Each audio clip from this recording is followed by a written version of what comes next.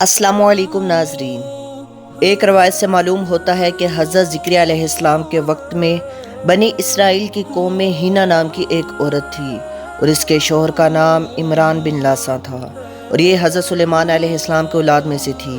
اور یہ بھی بذریعہ روایت معلوم ہوتا ہے کہ اس ہینا عورت سے پہلے ایک بیٹی پیدا ہوئی تھی اور اس کا نام اشیا تھا اور وہ حضرت زکریا سے بیاہی تھی۔ اور بعض روایتوں سے معلوم ہوتا ہے کہ ہینا کی بہن سے حضرت زکریا علیہ السلام کا بیاہ ہوا تھا۔ غرض ہینا جب آخری عمر میں حاملہ ہوئی تو وہ بیت المقدس میں جا کر اللہ کی بندگی میں مشغول ہوئی اور پھر نظر مانی کہ یا رب میرے پیٹ سے جو لڑکا ہوگا وہ میں نے تیری نظر کیا تاکہ وہ اس بیت المقدس کی خدمت کرے اور ہمیشہ تیری یاد میں لگا رہے اور وہ دنیا کا کام نہ کرے۔ چنانچہ اللہ تعالیٰ فرماتا ہے اذ قالت امرأة عمران رب انی نذرت لک ما فی بطنی محررا، جب کہا عمران کی بیوی نے کہ نام اس کا ہینا تھا، اے پروردگار میرے تحقیق میں نے نظر مانی ہے واسطے تیرے کہ جو کچھ پیٹ میں ہے۔ ایک روایت میں یوں آیا ہے کہ اس امت میں یہ دستور تھا کہ بعض لڑکوں کو ماں باپ اپنے حق سے آزاد کرتے اور اللہ تعالیٰ کی نظر دیا کرتے تھے، پھر تمام عمر ان کو دنیا کے کسی کام میں نہ لگاتے تھے اور وہ ہمیشہ مسجد میں عبادت کرتے رہتے تھے۔ پس عمران کی بیوی کو حمل تھا، اس نے نظر مانی اس حمل کی حالت میں جو لڑکا جنوں گی وہ اللہ تعالیٰ کی نظر ہے۔ چنانچہ بعد 9 ماہ کے اس لڑکی جنی تو اس کا نام اس نے مریم رکھا۔ اس ہینا عورت کا دل اس واقعہ سے سست ہو گیا، یعنی اس کا مطلب یہ تھا کہ بیٹا ہوتا اور بیٹی ہونے سے وہ اپنے دل میں نہ خوش ہوئی کہ میری نظر بھی پوری نہ ہوئی، کیونکہ اس امت میں لڑکی کو نظر اللہ کرنے کا دستور نہ تھا۔ بس اس نے اپنا منہ آسماں کی طرف کر کے، جیسا کہ اللہ تعالیٰ فرماتا ہے فَلَمَّا وَضَعَتْهَا قَالَتْ رَبِّ إِنِّي وَضَعْتُهَا أُنثَىٰ، پس جب اس کو جنا تو بولی اے رب میں نے یہ لڑکی جنی اور اللہ کو بہتر معلوم ہے کہ جو کچھ جنا اور نہیں ہے۔ مرد مانند عورت کے تحقیق میں نے نام اس کا مریم رکھا ہے اور میں اس کو تیری پناہ میں دیتی ہوں اور اس کی اولاد کو شیطان مردود سے بچا۔ پس ندا آئی اے ہینا میں نے قبول کیا مریم کو، اگرچہ وہ مرد نہیں، اچھی طرح قبول کرنا اور بڑھایا اس کو اچھی طرح سے بڑھانا، تو اس کو سپرد کر دے حضرت زکریا علیہ السلام کے۔ جب مریم بی بی 7 برس کی ہوئیں تب ان کی ماں نے ان کا ہاتھ پکڑ کر لوٹایا اور لے جا کر بیت المقدس میں حضرت زکریا علیہ السلام کے پاس گئیں اور ان کو سلام کیا اور پھر کہا اے نبی اللہ کہ میں نے نظر مانی تھی کہ اگر میرے پیٹ سے لڑکا ہوگا تو میں اس کو مسجد اقصیٰ کی خدمت میں دوں گی۔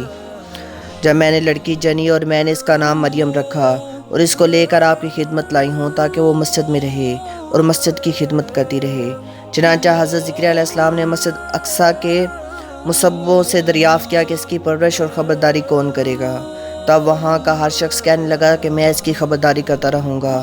آخر میں سب میں نزاع پیدا ہو گیا، کسی نے کہا کہ اس کو میرے حوالے کرو اور کسی نے کہا کہ اس کو مجھ کو دو، اور پھر بات اس پر ٹھہری کہ ہر شخص اپنا اپنا قلم آہنی کے جس سے تو ریت لکھی جاتی ہے ان کو ایک لگن پانی بھر کر اس میں ڈال دو، جس کا قلم پانی کے اوپر رہے گا یعنی پانی میں نہ ڈوبے گا وہی شخص کفیل مریم ہوگا، جیسا کہ اللہ تعالیٰ فرمایا اِذْ يُلْقُونَ أَقْلَامَهُمْ أَيُّهُمْ يَكْفُلُ، جب ڈالے قلم اپنے کے کون پالے مریم کو۔ خلاصہ یہ ہے کہ مسجد کے بزرگوں نے جب مریم کی ماں کا خواب سنا تو پھر ہر ایک چاہنے لگا کہ مریم کو پالیں گے۔ آخر فیصلہ اس بات پر ہوا کہ ہر ایک نے ایک تشت میں اپنے قلم پانی میں ڈالا، سب کا قلم پانی میں ڈوب گیا لیکن زکریا علیہ السلام کا قلم اوپر ہی تیرنے لگا۔ چنانچہ حضرت زکریا علیہ السلام کی طرف ان کا پالنا ٹھہرا، جیسا کہ اللہ تعالیٰ فرماتا ہے وَكَفَّلَهَا زَكَرِيَّا، یعنی کفیل ہوئے مریم کے حضرت زکریا علیہ السلام۔ پھر قلم نے حضرت زکریا علیہ السلام سے کہا اے نبی اللہ، اس لڑکی کو اللہ نے آپ ہی کے ذمے کیا پالنے کے لیے۔ در حقیقت ان کی ماں نے خواب میں دیکھ کر اگرچہ یہ لڑکی ہے لیکن اللہ تعالیٰ نے اس کو بھی نظر میں قبول کیا اور اس کو مسجد کے سپرد کر دیا۔ مسجد کے بزرگوں نے پہلے کہا تھا کہ لڑکی کو مسجد میں رکھنا درست نہیں، لیکن جب ان کا خواب سنا تو پھر اس کو قبول کیا۔ اور ایک روایت سے یوں معلوم ہوتا ہے کہ زکریا کی بیوی حضرت مریم کی خالہ تھیں، چنانچہ وہی ان کو پالنے لگیں۔ ان کے واسطے مسجد میں ایک حجرہ بنوا دیا گیا، چنانچہ دن میں مریم وہاں عبادت کرتی تھیں اور رات کو حضرت زکریا علیہ السلام ان کو اپنے ساتھ لے جاتے تھے۔